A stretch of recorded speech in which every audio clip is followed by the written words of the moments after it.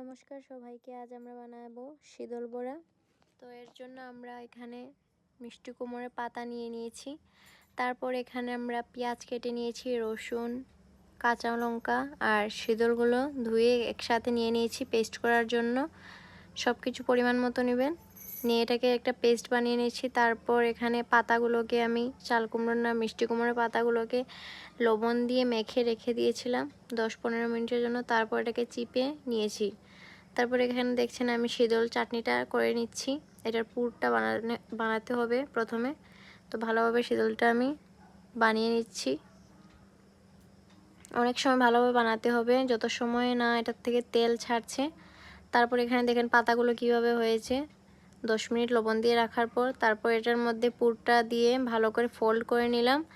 তারপর এটাকে পিঠালিতে ডুবিয়ে তেলে ছেড়ে দিলাম। এটা পিঠালিতে বানিয়েছি আমরা চালের গুঁড়ো দিয়ে, আপনারাও চালের গুঁড়ো দিয়ে বানাবেন, ভালো হবে। তারপরে দেখেন এইভাবে এটাকে